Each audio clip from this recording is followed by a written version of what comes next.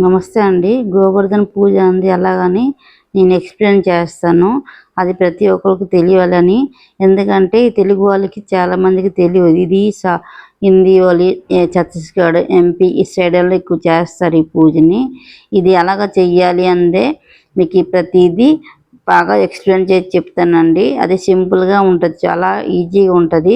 దీపావళి తర్వాత రోజు అంటే నెక్స్ట్ రోజు పడతదనమాట ఈ పూజని చేస్తారు. ఆ నెక్స్ట్ రోజేమో భాయి దూజ్ అంటూ తమ్ముడినో, అన్నయ్యనో ఇంటిని పిలిచి అంటే భోజనాలు పెట్టిన పూజ అనమాట అది. అది కూడా ఒకటి ఉందండి మనకి. ఆ తర్వాత మన నాగల చవితి అది తెలుస్తుంది కదా తెలుగు వాళ్ళకి. కాబట్టి ఇది గోవర్ధన పూజ అంది. ఆవు పేడని తెచ్చేసి ఆయనకి పర్బత్ అంటే పైన పిడకలాగా చేసి ఆయనకు హోల్ పెడతారండి. అలా ఆవు పాలు వేసేసి నెయ్యి దీపం పెడతారు. ఆవు నెయ్యితో దీపం పెట్టేసి ప్రసాదం ఏదైనా పెట్టొచ్చు, స్వీట్ అయినా పెట్టొచ్చు, ఇంట్లో ప్రసాదం చేసుకొని పెట్టొచ్చు. నెక్స్ట్ ఏంటంటే మనము కాయిన్స్ డబ్బులు పెడతారండి, స్వీట్స్ ఏదో పెడతారండి, ఆవు పాలు పచ్చి పాలు అయినా పెడతారు.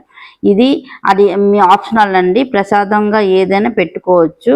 ఇది గోవర్ధన పూజ విధానం అనమాట. చూసారు కదా పిక్స్ ఇమేజ్లో ఎలాగ ఉంది అలాగే చేసుకోండి. లేదంటే ఆవు పేడక తెచ్చేసి పైన వేసేసి అలాంటి వేసేసి రంగులు గట్ట వేసుకొని చేసుకోవచ్చండి. థ్యాంక్ యూ అండి. నా ఛానల్ లైక్ చేయండి, షేర్ చేయండి, సబ్స్క్రైబ్ చేయండి. నేను చెప్పిన గోవర్ధన పూజ ఎక్స్పీరియన్స్ ఎలాగ ఉందో కామెంట్ చేయండి. ఎందుకంటే నేను కూడా 2-3 ఇయర్స్ అని చేస్తున్నాను. చాలా బాగుంది. ఇవన్నీ ప్రతిదీ కంటిన్యూ మనం దీపావళి తర్వాత చేసిన పూజలు అనమాట. ప్రతి ఒక్కళ్ళు చేసుకోండి. చాలా సింపుల్గా ఉంటుంది, చాలా ఈజీ కూడా ఉంటుందండి. ఇది మనకి ఇంట్లో పిల్లలకి అందరికీ మంచి జరుగుతుంది. ఆరోగ్యంగా మంచిగా ఉంటామండి అందరూ. థ్యాంక్ యూ అండి. ఇలా మీకు చూసారా బతాసా ఇవన్నీ పెడతారు. ఇవి కూడా పెట్టుకోవచ్చు. మీకు ఇష్టమైనవి ఏవైనా ప్రసాదాలు పెట్టుకోవచ్చు. థ్యాంక్ యూ అండి.